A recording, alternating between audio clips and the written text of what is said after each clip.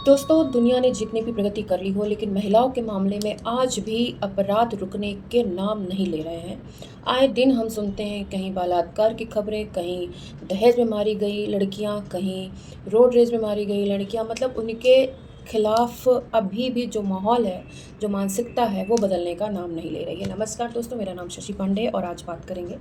महिलाओं के प्रति होने वाली हिंसा के बारे में। दोस्तों, कहा जाता था कि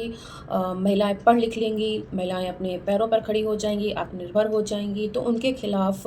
वो ज़्यादा सशक्त हो जाएंगी और जो है वो उनके खिलाफ जो अपराध के मामले हैं वो कम हो जाएंगे। और कहीं ना कहीं ये चीज़ें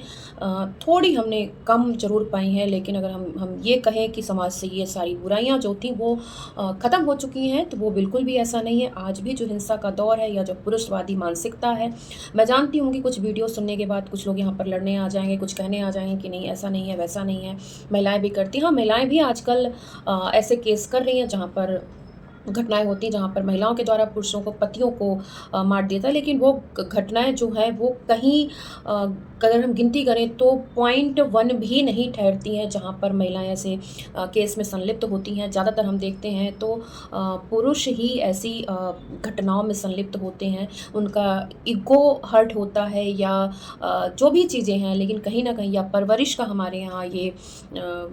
सीन, हमारे यहाँ क्या कहूँ, अगर मैं दुनिया की बात करूँ तो दुनिया में भी ऐसी जो हिंसा की खबरें हैं वो महिलाओं के लिए ज़्यादा सुनने में आती हैं। तो दोस्तों, क्या ये माना जाए कि ये जो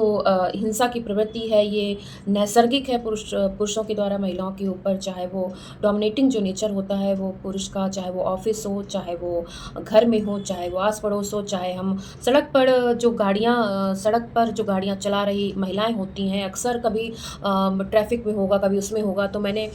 खुद अपने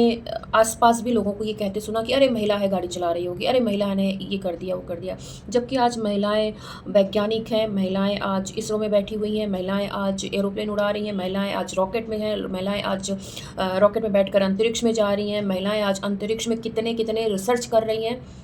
महिलाओं ने आज से क्या नहीं थाम रखा। और महिलाएं, जो भी महिलाएं काम करती हैं वो दोहरी तिहरी जिम्मेदारी के साथ करती हैं। वो बच्चों को भी देखती हैं, वो घर भी देखती हैं और अपना ऑफिस भी देखती हैं। इसके बावजूद जो है वो कमेंट्री पास करना, उनको उनका मखौल उड़ाना, उनकी खिल्ली उड़ाना, उनको कहीं ना कहीं कमज़ोर साबित करना, उनको कहीं ना कहीं गलत साबित करना, ये एक तरीके से ये जो पुरुष मानसिकता है, मुझे कहते हुए बिल्कुल भी गुरेज नहीं है। कहीं ना कहीं हम बिल्कुल देखते हैं ये चीज़ें हैं। अगर हम सबको नहीं कह सकते तो हम उन पुरुषों को कह सकते हैं जो ऐसे पुरुष हैं जो इस मानसिकता से अगर उभरे भी हैं, तो वो मुश्किल से, अगर मेरा अपना अनुमान है तो मुझे लगता है कि 0.5% ऐसे लोग होंगे जो इस मानसिकता से थोड़ा बाहर आ चुके हैं कि हाँ, ये महिलाएं हैं तो महिलाएं ही नहीं हैं, ये इंसान हैं और इनके साथ जो व्यवहार है वो बिल्कुल एक आम इंसान की तरह किया जाना चाहिए। जहाँ पर हम ट्विशा शर्मा जैसा केस देख रहे हैं, जहाँ पर एक और ग्रेटर नोएडा में जो और 2 घटनाएं हुई, जब हम वहाँ पर केस देखते हैं कि बातें आती हैं कि खाना ही तो बनाने का काम था और कोई काम नहीं था। जैसे कि वो जज साहिबा जो ट्विशा के मामले में कह रही हैं कि पेड़ों को पानी ही तो देना था। मतलब ऐसी बातें क्यों? क्या अपने बेटों से क्या उन्हें दिक्कत है काम करवाने में? और अगर एक कोई लड़की बाहर से, एक तो पहले कोई लड़की अपना घर छोड़ करके जब ससुराल में रहने आती है तो सबसे बड़ा तो उसके लिए इंटरचेंज, मतलब एक तरीके से उसकी दुनिया का जो बदलाव होता है, एक तरीके से तो वही बहुत बड़ा बदलाव होता है कि वो अपने घर, अपने माहौल को, अपने लोगों को छोड़ करके किसी और के घर में आ रही होती है। तो उसको भी कितना समय लग जाता है एडजस्ट करने में, लोगों के साथ एडजस्ट करने में। और जहाँ तक रही बात, कहते हैं कि मैं आज की यूथ को देखती हूँ तो कहते हैं कि नहीं, जो अरेंज मैरिज है वो ख़राब होती है, हम लोगों को जानते नहीं है, फिर पेरेंट्स ऐसे शादी कर देते हैं, वैसा कर देते हैं। मुझे लगता है कि इसमें जो एडजस्टमेंट है वही मेन होता है, ना कि अरेंज मैरिज, ना कि लव मैरिज। आके ट्विशा की बात हो रही है तो उससे जिसने शादी की डेटिंग ऐप में उसकी मुलाकात हुई और उसने साल भर तक उसके आपस में रिलेशनशिप में रही, वो ट्विशा समर्थ सिंह जो एक्यूज है। और उसके बाद फिर उन्होंने शादी की और शादी के बाद 5 महीने बाद ही ये, और पुरुषों की एक और मानसिकता देखी जाती है कि जहाँ पर वो कुछ नहीं कर पाते तो वो चरित्रहीनता पे आ जाते हैं कि अच्छा तुम ऐसी हो, तुम वैसी हो, तुम्हारा इसके साथ है, तुम्हारा उसके। इतने इतने कमज़ोर मानसिकता के जो ऐसे पुरुष होते हैं जो आप नहीं जीत पाए तो आपने चरित्र पर उँगली उठाना अपनी होशियारी समझा या अपना अधिकार समझा या अपने अपने आप को इस तरीके से जो अपनी गिल्ट है, आपकी जो भड़ास है, कुंठा है, वो इस तरीके से निकालना कि उसके चरित्र पर अगर आप नहीं जीत पा रहे हैं तो महिला के चरित्र पर आप आरोप लगाएँगे। ऐसा ही कुछ ऋषा के केस में आता है कि भई जहाँ पे बच्चा था उस बच्चे को कहा जा रहा है, मतलब किसी का 1 साल जो अफ़ेयर है उसके बाद 5 महीने की प्रेगनेंसी होती है और वहाँ पर मतलब जब पहला बेबी हो तो इंसान को कितनी खुशी होती है, कितनी उम्मीदें होती हैं, कितने सपने आते हैं दिल में कि अच्छा हमारा बच्चा है। और ऐसे में अगर कोई इतनी बड़ी बात कह दे कि ये बच्चा जो है वो किसी और का है और ऐसे में मतलब कोई ये डिसीज़न ले ले कि हम अबॉर्शन करा लेंगे पहले बच्चे को, तो दोस्तों इससे बड़ी दिल फाड़ने वाली बात शायद ही कोई होगी कि जब एक पति, एक प्रेमी जो है वो एक जो पति बन जाता है और पति बनने के बाद वो इस तरीके के जो है ब्लेम लगाए और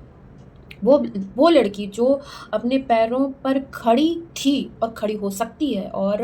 इसके बावजूद शायद उसने समय लिया कि शायद एडजस्टमेंट हो जाए, सामंजस्य बन जाए, घर टूटने से बच जाए, लेकिन नहीं हुआ। हुआ क्या कि पता नहीं वो मारी गई या मर गई, जैसा भी है उसने सुसाइड किया या आत्महत्या है या हत्या जो भी है वो तो बाद में पता चलेगा। लेकिन कहने वाली बात है कि जो अभी तुरंत लगातार 2-3 जो ये केस हमारे सामने आ रहे हैं नोएडा से ही हैं और एक तो मतलब ऋषा जो है वो नोएडा से है लेकिन शादी जो है भोपाल में हुई थी। तो ऐसे 2-3 केस हैं जो हमारे सामने हैं और ये कहीं न कहीं सोचने पर हमें मजबूर करते हैं कि जो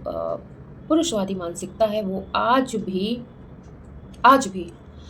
बदलने का नाम नहीं ले रही। आप कितने भी पढ़े लिखे हो जाएँ, कितनी भी हम समानता की बात कर लें और कितने भी हम नारी सशक्तिकरण की बात कर लें और हम कितना भी कह लें कि हाँ, लड़कियाँ आज पढ़ी लिखी हैं और आर्थिक रूप से संपन्न हैं, इसके बावजूद घटनाएँ महिलाओं के साथ हो रही हैं। तो यहाँ पर चाहिए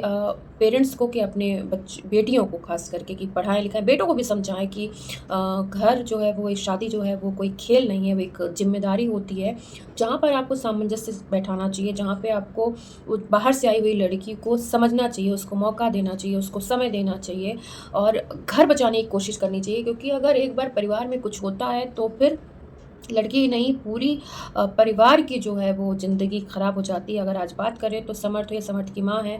ठीक है हो सकता है छूट भी जाएँ लेकिन जो 8-10 साल अभी जो उनका जो ट्रायल चलेगा वो 8-10 साल और उसके बाद जो जीवन होगा वो पता नहीं कैसा होगा। और इधर जो तृषा है वो तो चली ही गई, उसके माँ-बाप को जीवन भर का जो दुःख रहेगा। तो कुल मिलाकर के दोनों ही परिवार जो हैं वो बर्बाद एक तरीके से हो गए। तो अगर ये चीज़ समझाई नहीं जाएगी बच्चों को कि शादी जो है वो ज़िम्मेदारी है, ना कि रील और मनोरंजन का है कि अच्छा अब रील बन गई, अब हल्दी हो गई, अब मेहंदी हो गई, अब तो हम घूमेंगे, अब तो हनीमून जा रहे हैं। नहीं, शादी एक ज़िम्मेदारी है जहाँ पर लड़के को भी समझाया जाना चाहिए, लड़की को भी समझाया जाना चाहिए और अगर इसके बाद नहीं बन रही है तो बहुत आसानी से अलग-अलग हो जाना चाहिए ताकि जीवन बचा रहे, ज़िंदगियाँ बची रहें। तो आपको मेरा वीडियो कैसा लगा दोस्तों? आप मुझे कमेंट करके ज़रूर बताइएगा और इसमें एक तरफ़ा मत होइएगा कि मैं पुरुषवादी मानसिकता की बात कर रही हूँ। आप ठंडे दिमाग से सोचेंगे तो पाएँगे कि हाँ,